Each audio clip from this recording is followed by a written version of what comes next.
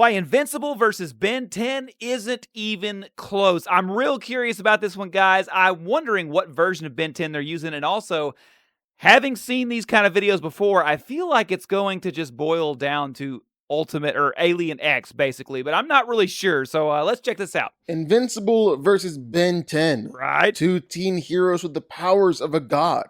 But Indeed. today, well, they're facing off against each other. But in this fight, well, who's going to be coming out on top? Who will win it all? And really, is it even going to be close? Let me know what you think in the comments. Is it going to be close at all? Is it obviously, like, this is my thing. I'm thinking it's probably going to be Ben, and I'm thinking it's probably going to be because of Alien X. But I could be wrong. He may. What I want to know is if he'll beat him before he even gets to Alien X. That's where I'm really curious. Let's get into it. That's kind of why I'm watching. Let's spend a bit of time talking about everyone's favorite Viltrumite, Invincible. All right. So for starters, well, why? By the way, I'm learning about Invincible and Ben 10. If you'd like to subscribe to see me figuring more out about these two different characters. Are the Viltrumites so stinking powerful? Well, it's because they have access to smart atoms. Molecularly the same. Okay, guys, I've heard people talk about these in the comments, but I've never seen a good description. I'm looking forward to this. Normal atoms, but they give access to all sorts of power on the atomic level. And Viltrumites are unique because they can use smart atoms for a whole lot of different powers. Super strength, super speed, flight. They're the only race in the universe to have smart atoms literally encoded inside their DNA. Okay. That's what makes them so powerful. Now, this is a stupid question. Smart atoms is a totally made up thing, right? They're not like trying to utilize some real scientific thing to make some fake thing like work out somehow, right? I know it's a dumb question, but just let me know because I'm not really sure. And so they have the ability to control these smart atoms in a way that other beings, races, whatever, can't. Is that kind of what I'm getting so far? Just how powerful are they? Well, with super strength, most higher tier Viltrumites are in a class all their own. Okay. Like Conquest. I've heard a little bit about him. Casually bust out of solid 400-ton solid steel blocks encased all around his body, as well as 6 miles of earth caving in on top of him. Dang. That is definitely powerful. I watched a video or reacted to a video the other day on who could kill Omni-Man, and Conquest came up. And yeah, he seems like a tough one. And even that's not enough to overpower Invincible. Invincible and I assumed that Conquest could take Invincible. Is that not right? Conquest had some of the greatest fights in the entire series. Really? Leveling towns, busting apart mountains, that's not creating heroic. whole new canyons, and basically terraforming the planet as a result of their showdowns. Invincible came out on top both times, beating Conquest and eventually killing him. That brutality is one of the reasons I'm like hesitating picking up that comic. I'm like, I don't know if I like that too much. As a Superman guy, they kind of keep you kind of clean on that stuff, you know? During his fight against Invincible, well, Omni-Man was punching Mark so hard that he was shaking entire mountains, and doing this repeatedly. That sounds like the Doomsday Superman fight. Their blows were causing the windows to shatter and stuff. Like, if you've ever read the Roger Stern novel about that, it's really good. In fact, Omni-Man was sending Mark flying all over the planet, causing earthquakes each time that he landed. But while Invincible... Guys, that's a lot more powerful than people are letting on it. That people tell me that Superman's way more powerful, but this is epic level power when you punch and you can make earthquakes. That's crazy. Definitely got dominated in that first fight. That actually didn't stay that way for long. In fact, there was a moment later in the series when Mark decided to arm wrestle against his dad. While his dad won, it was actually because Mark let his dad win. Why? Mark saw that they were being watched, and he didn't want anyone to question the legitimacy of his dad's claim to the throne because his son was stronger than him. Wow. I've heard that Mark is kind of like a Superman, Peter Parker kind of crossover thing. That definitely rings true of both of them. That's really cool and kind of stupid. Omni-Man later explained That doesn't really work that way, but it does suggest that Invincible had surpassed Omni-Man in strength by this point. Hmm. There have been plenty of instances. What causes their strength to grow? For instance, in Dragon Ball Z, you train, you get pushed to your limit, and then you come back stronger. Superman, as he ages, just, over the centuries and stuff, he just slowly gains more and more yellow solar radiation. He just gets more powerful as he gets older. What causes them to grow in power? Is it a combination of both? I mean, obviously, solar radiation. Do they collect more smart atoms? Like, how does that work? Where people have said that Viltrumites are able to destroy worlds, even physically tear them apart with their bare hands. You know what? That's like Saiyan level power. But we've actually seen that. Omni-Man, Invincible, and Thaddeus all teamed up to destroy the planet Viltrum, which is roughly twice the size of Earth. They busted it apart just by flying straight through it. So yeah, the higher tier Viltrumites are incredibly powerful.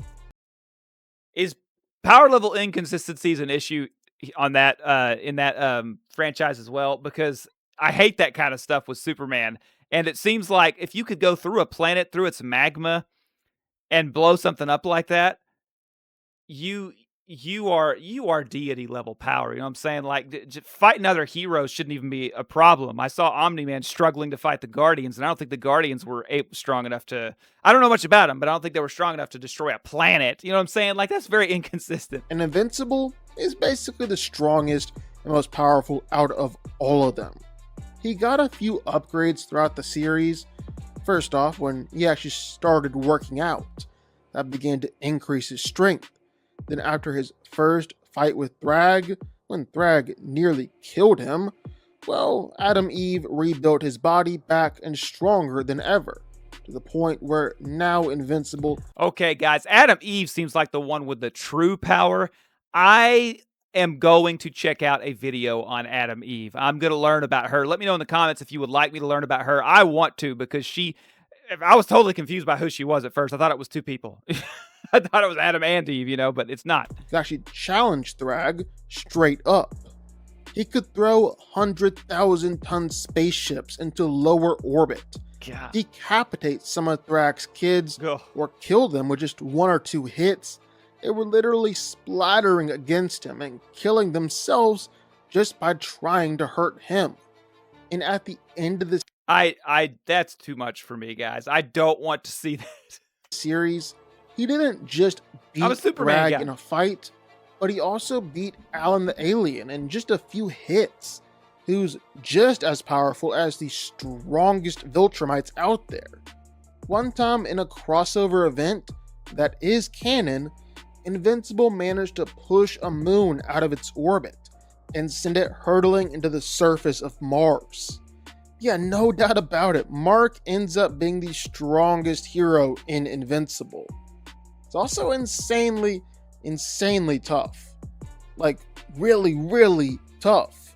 Before he even started working out, well, Mark was able to be hit with electricity 10 times as powerful as lightning, meaning that it was 500,000 degrees, or the same heat as the second hottest part of the sun. I thought that a bolt of lightning itself was 10 times hotter than the surface of the sun. I don't know. And after he began working out, well, Invincible survived a special nuke that the Mauler twins came up with that was like 1 million nukes all packed into one. Invincible survived. He survived 1 million nukes packed into one? I'm really confused now when people tell me that Superman could easily beat Invincible. I'm confused on how that's the case with what I'm seeing here. Very confused. Very confused. He's taken punches from Solar Man in a crossover, a dude who's a casual planet buster. He survived explosions that legit vaporized a city. Not destroyed, vaporized. He took blasts from Universa and her staff. Staff so powerful that it could destroy the world and drain the planet dry. Even in his final fight against Thrag, while Invincible I forget who Thrag is. I just learned that. I can't remember. and Thrag legit fought in the sun for 23 pages straight in the comic. They were in the sun up to 2 million degrees Fahrenheit. Not just how fast is their healing? So are they just like getting burned and healing and getting burned and healing, or is the healing a slow process? that, but surviving solar flares, which erupt with the force of millions of nuclear bombs. And while Invincible did need Robot to come in and save him so he didn't burn up, it's still incredibly impressive that he was able to survive. See, now I'm wondering, guys, now I feel like I need a video recommended to me about talking about, Superman against Invincible or Omni-Man, because, like, Superman in the comics has gotten too close to the sun, but not in it, and it causes him to die. He's also, in the comics, gotten sun-dipped and gotten more powerful. So I'm really... the inconsistencies in this stuff, I don't know what... I don't know. For just as long as he did. Then lastly, speed. And all Viltrumites are able to ignore gravity and move around at faster than light speeds, because of the as smart they're atoms. actually able to bypass the speed of light altogether by subspace jumping their atoms. Wait. They can go faster than the speed of light because they're able to use the atoms to kind of like dimension jump, like access a higher dimension. Is that what they're talking about? That may very well be faster than Superman. Superman doesn't do like the Flash and travel through. Do you know what I'm saying? Like wow. I'm learning more about Invincible in this video than I have in any of the stuff I've watched. He's way more powerful than people have been letting on to me, acting like Superman could easily defeat him. And Invincible can definitely do this. Move at faster than light speeds. In fact, he's one of the fastest ones there is. Even just busting through that planet Viltrum, while Invincible had to move faster than light speed to do it. And this is just common routine for Mark. While he's flying around or even during his fights against other Viltrumites, he's repeatedly moving at faster than light speeds. No question about it. At the end of the day, Invincible is without a doubt the strongest, most powerful Viltrumite out there, and he definitely proved that by the end of the series, beating Thrag in a fight in the sun. He's massively faster than light speed. He's class Z in terms of lifting strength, meaning he can lift moons or small planets. He's durable enough to survive small... I'm not really even sure what that means, though, to lift a planet, because it's in space. You know what I mean? There's no gravity affecting your ability to lift it. It's moving it. That's confusing stuff to me. I've never really gotten that. Small planet level attacks, and it's powerful enough to dish out small planet attacks in return. Basically, Invincible comes in at small planet level in power. No doubt about it, he is the greatest Viltrumite there is. Ben Tennyson was a rather unremarkable kid who was about to go on what could be the most boring summer road trip ever, with his granddad and a cousin he could barely get along with. However, it just so happens that one of the most powerful devices in the universe crashed into Earth, physically bonding with him and giving him the ability to transform into 10 different alien forms. So it turned out to be a much more interesting summer than he could have ever imagined. From fighting petty criminals, to being chased down by an intergalactic criminal warlord, to even saving the universe. Oh, is that, is it Vilgax? Is that how you say that? And even then, it was only the start. Ben's adventures would span years, going all the way to his time as a teenager. That's one of his go-to, isn't it? The forearm dude? Making allies out of his family, and even his former arch-nemesis, Kevin 11. Ben's powers... Did you say Kevin 11? I thought it was Kevin 11. Let me know in the comments, guys. Is it Kevin 11 or Kevin 11? That's what he said was Kevin 11. I've always heard it was Kevin 11. All come from the Omnitrix, the creation of the most intelligent mind in the universe. While it was originally a tool for peace, allowing species to walk a mile in another's shoes, Of course, it was twisted to becoming a tool of destruction and a weapon of war. But when it crash landed on Earth, well, Ben was able to use it for another purpose altogether, to become a hero. A superhero. The Omnitrix allows Ben to instantly transform into any alien, gaining all the powers and abilities of the alien in the process. While originally was limited to just 10 different aliens, now Ben has over 70 different aliens. If you guys want to see my journey on learning about Ben 10, also subscribe. Just go search on my channel. It's just put Ben 10. You'll find a ton. I also have a playlist for Ben 10 stuff too. At his disposal.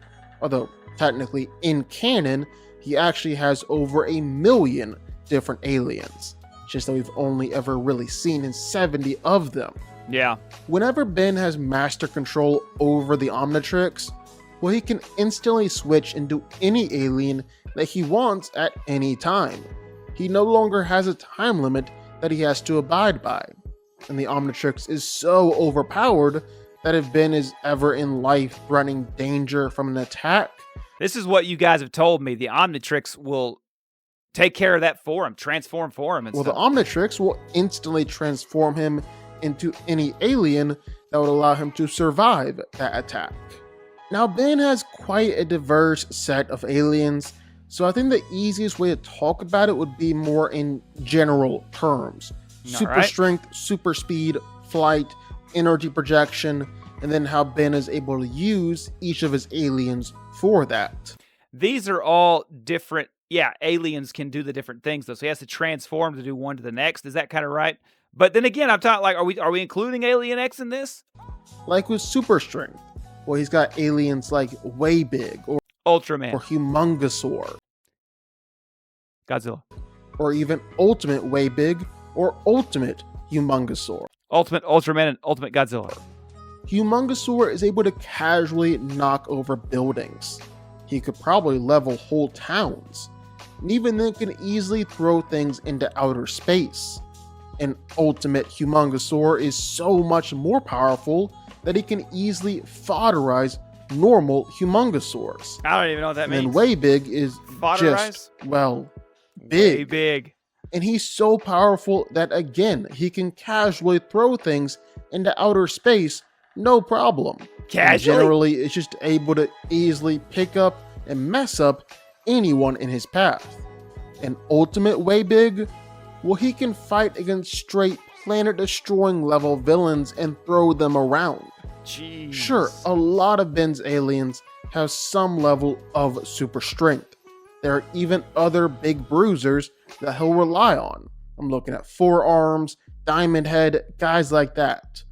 But if Ben needs to get into a big fist fight and is taking it seriously, well, these are the two aliens that he'll call on, and they're very powerful. Now, there are also some... When he transforms to an alien, like, he is the alien, right? He's still Ben, right? Like, he says, like, he calls on them, but he's just using their DNA, pretty much, right? Aliens that are just plain tough and durable. Like, for instance, Cannonbolt. When he turns into a ball and starts rolling, well, he's dang near indestructible. Almost nothing can stop him. Dang near. Or there's even a different kind of durability with someone like Goop, an alien who's essentially just a giant pile of jelly, and so he can reform himself at any time and from anything. That's cool. Allowing him to survive essentially any attack. Then, of course, there's speed, too. With aliens like Fast Track and Accelerate, even Jet Ray, Ben is able to easily dodge attack. Did that alien have wheel feet? And run faster than the eye can see. When it comes to physicality, Ben has a ton of options to pull from. Then, of course, don't even get me started on Ben's other powers.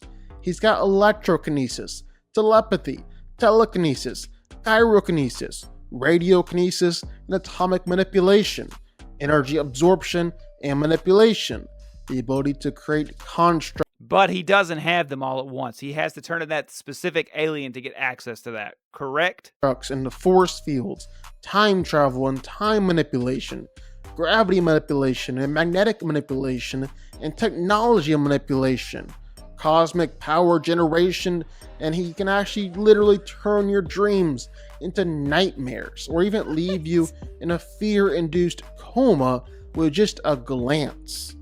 Basically, anything that you can think of, Ben probably has an alien that can do it. And with the Master Control unlocked, well, he's easily one of the most powerful heroes out there in the universe. So who wins? Well, let's break it down. All right, let's do it. No doubt about it. Because honestly, both of them just blew my mind. This video is pretty good because it describes these things in ways that I haven't heard in any videos yet. I'm blown away by how powerful Invincible is. Now I'm like, man, y'all act like he can't beat Superman, but did you see what I just saw? Like, did you? You know? Invincible starts out this fight as the more powerful one out of the two. Okay. That's because, one, Mark is really, really powerful, and two, Ben just jobs a lot. He doesn't take fights seriously all the time. Sometimes he just picks the weirdest aliens to start out with in a fight, and that's just not the best way to start out. Plot armor. When you're fighting against arguably the most powerful Viltrumite ever. But Ben 10 and the Omnitrix are insanely OP, and at some point or another, well, most things are, Ben 10 is taking over this fight. I mean, it could go as far as Invincible beating on Ben so badly that he's straight up on the verge of death, then the failsafe in the Omnitrix is triggered, where it has to keep Ben alive, and so it instantly and automatically selects the best alien for the job.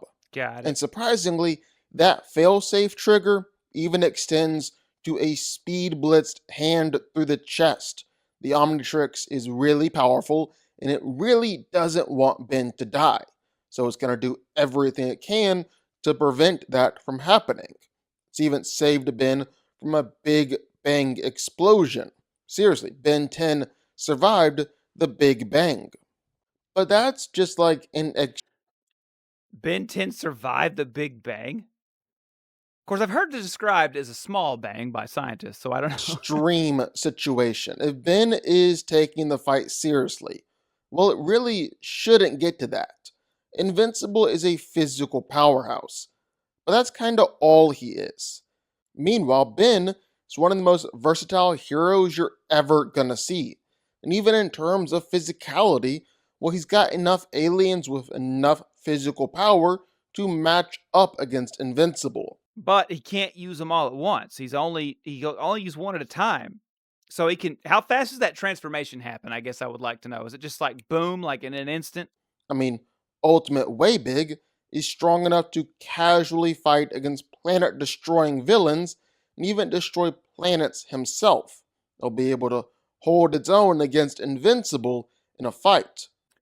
Well, yeah, hold its own, but Invincible also can destroy planets, so. But physical aliens isn't how Ben is gonna win here.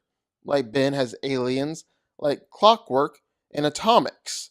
Clockwork, who can completely manipulate the very flow of how is that an alien? I'm telling you, a lot of these look like robots. Time itself, and theoretically turn Mark into dust. And Atomics, who's essentially a Hold on, I gotta rehear that. Manipulate the very flow of time itself, and theoretically turn Mark into dust. But Mark is able to control the smart atoms, which, from what he was talking about with his speed and stuff, he also somehow has to be affecting time to be able to go as fast as he does.